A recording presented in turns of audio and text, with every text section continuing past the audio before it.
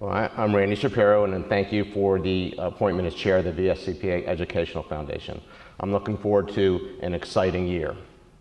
I've been involved with the foundation since 2009, when my firm, MJW, created a scholarship in celebration of the firm's 50th anniversary. We approached funding that scholarship in a creative manner we actually went out to our clients and said, we're doing this and would you like to help? And we really didn't know how that was going to turn out, and the partners decided that we would fund the first $25,000, and then if it took another 5 years or whatever, we would do that. But we sent out a letter to our clients and saying, rather than having a party, it was 2009, the economy was not really good where we were going to say we were going to have a big lavish party celebrating our anniversary. So we were really, really thrilled because we actually raised about $75,000 in about 3 or 4 months. So again, it wasn't the typical way of raising money, or at least the way the Educational Foundation named scholarships had been done in the past. So I'm kind of thrilled at a lot of our meetings we've called that the MJW model. So we like that. But what I learned from that was, what I take from that experience was a few things. Be creative. You don't have to just follow the same manner as always been done. So basically, think about different ways of raising money. Funding scholarships for education is a cause that people will support. It's not it is people understand the value of education. And finally, you have to ask for money, and you have to be proud of why you're asking for it. So again, just keep that in mind. As an understanding of the importance of education, I just want to share some of my personal story. My parents were Holocaust survivors, and they came to America in 1952. They actually settled in Richmond in 1952. And my parents, they didn't speak any English, and they had very limited formal education.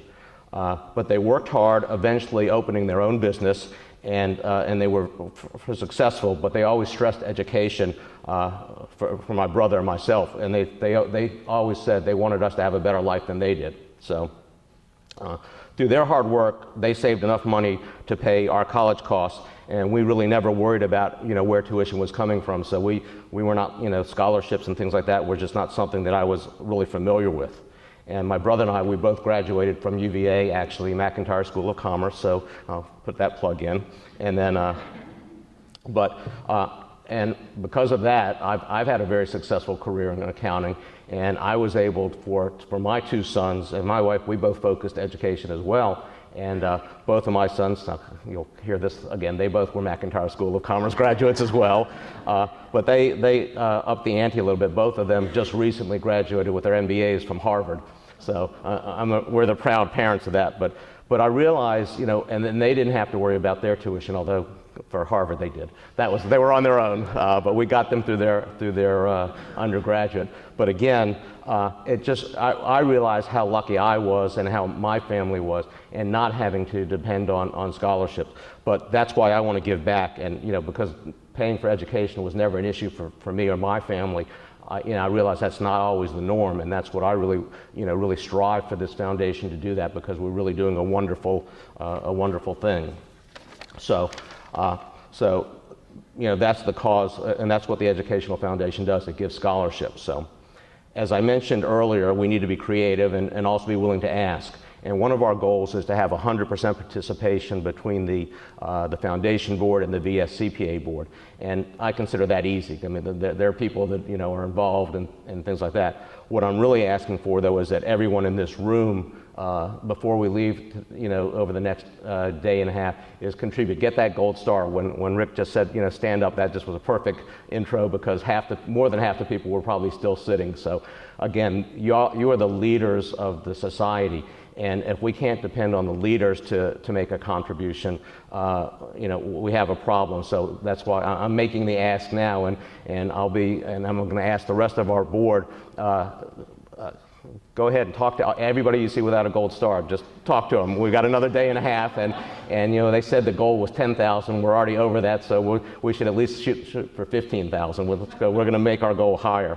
And someone, as it was said earlier, our participation rate is under 8%, and that's really atrocious. I mean, if you think about that, even just getting, if we got, with 10,000 members, if we got $10, $20, you know, or even think of $100 from 10,000 members, what we would have. So we need to do better, and that's why I look for everyone in this room to really do that. So, and also ask if you have any ideas, if you've been involved in different foundations and you have, you know, ideas that have worked, creative ways of raising money. You know, our firm, we do a Jeans Day and things like that. You know, just little things, but if you can think of any ways to raise money, you know, talk to me, talk to any of the members of our committee, and because, you know, again, we want to kind of get the foundation going. We've been, you know, at a steady, you know, 40,000. There's no reason it can't be a much bigger foundation and give more money. So again, with that, I thank you and appreciate your